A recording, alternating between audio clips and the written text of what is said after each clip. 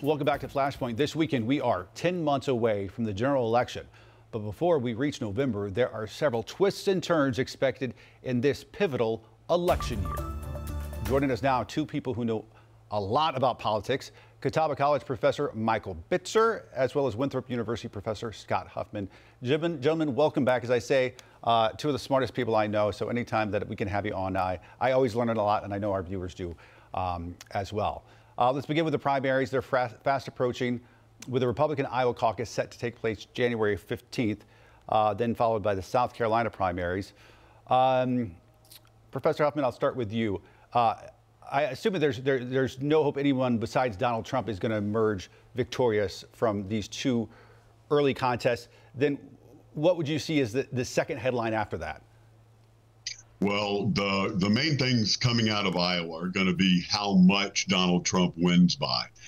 You're looking to see Haley, maybe DeSantis, but Haley outperform her expectations, and then taking that into New Hampshire. Folks have made a whole lot about Nikki Haley refusing to say that the cause of the Civil War was slavery. That is absolutely not going to hurt her in the Republican primary or the Republican caucus in Iowa. It may make a few independents in New Hampshire feel uncomfortable, but again, it's Donald Trump's game. She needs to outperform there. The big story would be if Trump comes out with a notably less than 50%, even though a win is expected. Coming back to Nikki Haley's home turf, a big story will be if DeSantis continues to slide and Nikki Haley absorbs all of the non-Trump oxygen in the room, then you can expect to see where it goes from there. I don't expect her to drop out in case of a loss in South Carolina unless it is a devastating loss. I think she'll clamber on a bit. All right, Bitzer, how about you? What do you see as the non-Trump storyline coming out of the next month or so? I mean, I would agree with everything that my colleague has said. I think, you know, the determinative factor is who is number two to Donald Trump ultimately. And can the non-Trump Republican vote have enough impact to have some power, some influence on this race? The way that I currently see Republican Party politics, this is the party of Donald Trump. And I don't see how, with the commanding leads he has in the polls, it would be a fundamental rewrite of everything we know about presidential primary politics to see Donald Trump either stumble or fail to get the nomination at this point. So I think really, where is this second group going to go amongst the Republican Party politics? And can Nikki Haley do anything to try and eat into Donald Trump's lead and make her more of an influence rather than Trump basically taking everything over and claiming the nomination? Let me ask you both about the big what if in the room, and that is, a few months down the road, Mr. Trump is facing a variety of different charges across a variety of different jurisdictions. Bitzer, how does the party plan for that? I don't hear a plan B at this point in any of the conversations about what happens if Donald Trump is convicted in one of these lawsuits, or if for some reason the U.S. Supreme Court decides, no, he can't be on the ballot. I don't know where plan B becomes, and then chaos erupts. Maybe that becomes the opening that either Nikki Haley or Ron DeSantis enters into for a more powerful position. But at this point in time, I think Republicans are certainly fine with their front runner being somebody who will claim the nomination and is under the cloud of potential conviction in one or perhaps multiple venues. Where we go from this, I don't know. And I don't think anybody does, because we haven't had this as precedent in any of our political history. Yeah, Huffman, the timeline is not working in favor of Nikki Haley or Ron DeSantis right now, because you could still be a few months away from any sort of convictions in the Trump cases. So what do they do? Well, you know, the confusing thing is what are the requirements to be president? Everybody knows you have to be 35 years old, you have to be a natural born citizen, you have to live in the U.S. for 14 years. Now, the 14th Amendment added a clause that says you can't have committed insurrection or aid and abetted anybody who committed insurrection and still be an officer of the United States, civilian or military. So what does that mean? Who gets to decide, whether or not insurrection was happened? Colorado has said, yes, Donald Trump committed insurrection, but he hasn't been found guilty of a crime. 14th Amendment doesn't say you have to be found guilty of a crime. So where is that going to go, even if he is found guilty?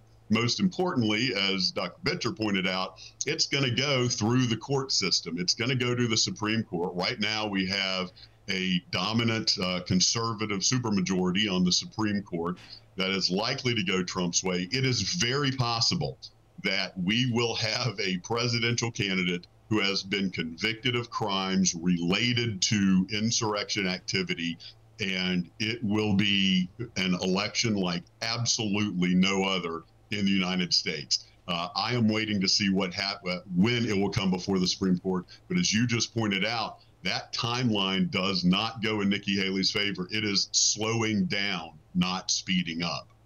Yeah, Bitzer, what do you think will happen with the Colorado and Maine cases? I literally have no idea. I think the court could go in a variety of different ways. I mean, one of the questions posed is the president an officer under the 14th Amendment?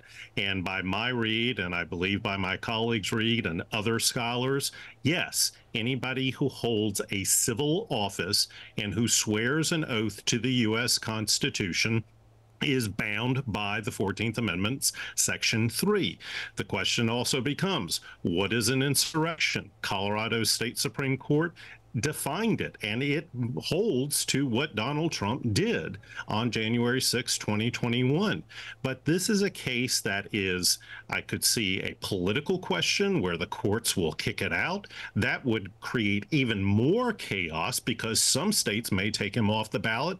Other states may choose to take Joe Biden off the ballot. We could have real confusion in this election year, and that is, I think, the absolute last thing that we need. Professor Huffman, Joe Biden and Kamala Harris expected to make a trip to your neck of the woods next week.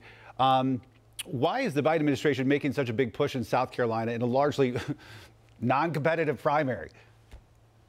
Well, South Carolina essentially made Joe Biden president. He owes it to Jim Clyburn. Joe Biden was not ahead in the polls coming into the 2020 primary elections. You got to remember the Democratic Party had been looking at Joe Biden running for president since 1988 and going, yeah, you know what, no thanks.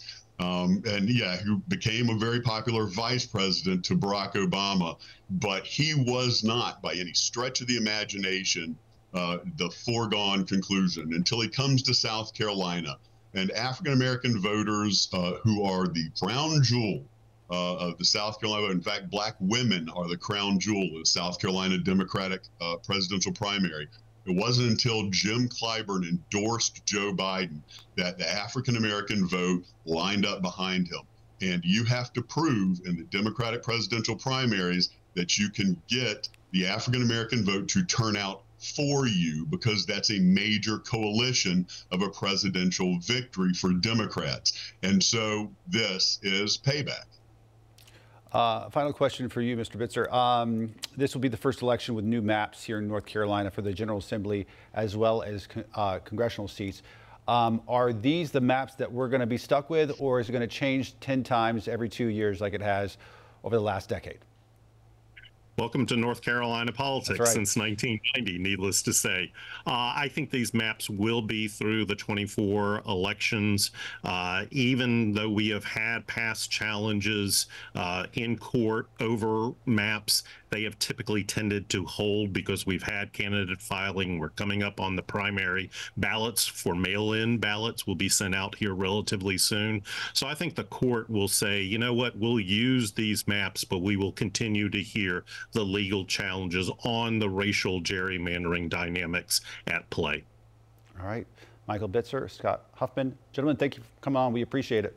Coming up on Flashpoint, leaders promising transformational economic change in Burke County. Next, the plans for a massive new industrial site.